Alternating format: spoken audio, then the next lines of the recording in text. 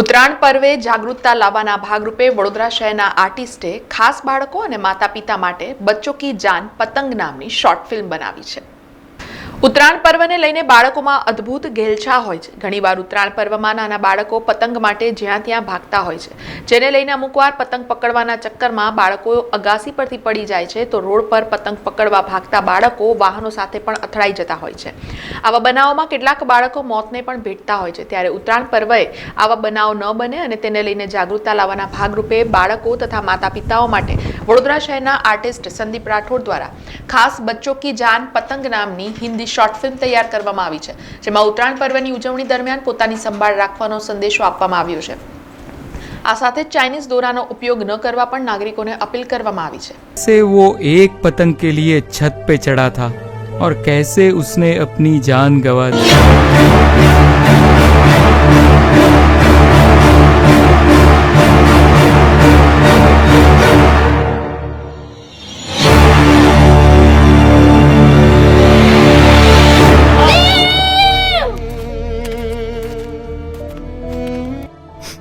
વડોદરા શહેરના ભાયલી વિસ્તારમાં આવેલી અક્ષર પબ્લિક સ્કૂલ ખાતે ઉત્તરાયણ પર્વની ઉજવણી કરવામાં આવી હતી। ત્યારે ઉત્તરાયણ પર્વને લઈને બાળકોમાં જાગૃતતા આવે તેના ભાગરૂપે અક્ષર પબ્લિક સ્કૂલમાં આર્ટિસ્ટ સંદીપ રાઠોડે તૈયાર કરેલી બચ્ચો કી જાન પતંગ શોર્ટ ફિલ્મ બાળકોને બતાવવામાં આવી હતી અને ઉત્તરાયણ પર્વની ઉજવણીમાં પોતાનું ધ્યાન રાખવા બાળકોને સમજણ આપવામાં આવી હતી।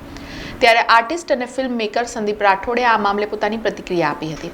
સાથે જ આ ફિલ્મ બનાવવાના પાછળનો તેમનો ઉદ્દેશ અને ફિલ્મ કેવી રીતે તૈયાર કરવામાં આવી છે તે અંગે પણ તેમણે જણાવ્યું હતું। હમણાં અમે ઉત્તરાયણને લઈને શોર્ટ ફિલ્મ બનાવી છે, 8 મિનિટની ફિલ્મ બનાવી છે અને ફિલ્મનું નામ છે બચ્ચો કી જાન પતંગ।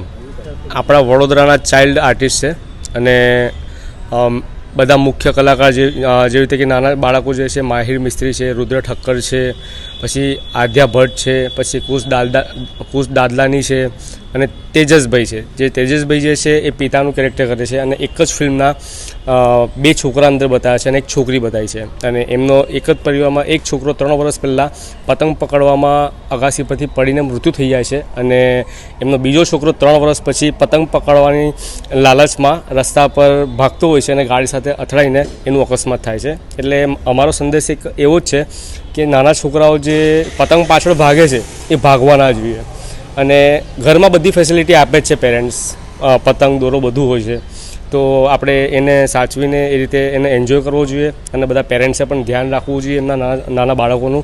બીજી વસ્તુ કે જે ચાઇનીઝ દોરાનું વેચાણ થાય છે એ ખરીદવા ના જોઈએ અને કોઈ વેચતું હોય તો તાત્કાલિકમાં પોલીસ સ્ટેશનમાં જાણ કરવી જોઈએ કે આ જગ્યાએ વેચાણ થાય છે, કેમ કે એનાથી પણ પશુ પક્ષીને પણ જાનહાનિ થાય છે, ઘણા બધા મૃત્યુ થાય છે અને વાહન વ્યવહાર જે બી નિર્દોષ વ્યક્તિઓ હોય છે બધા લોકોના પણ મૃત્યુ થાય છે। સમાચારોના સતત અપડેટ માટે TNN ન્યૂઝને YouTube પર સબસ્ક્રાઇબ કરી બેલ આઇકોન પ્રેસ કરો અને અમારી સાથે જોડાયેલા રહો ફેસબુક, ઇન્સ્ટાગ્રામ અને ટ્વિટર ઉપર।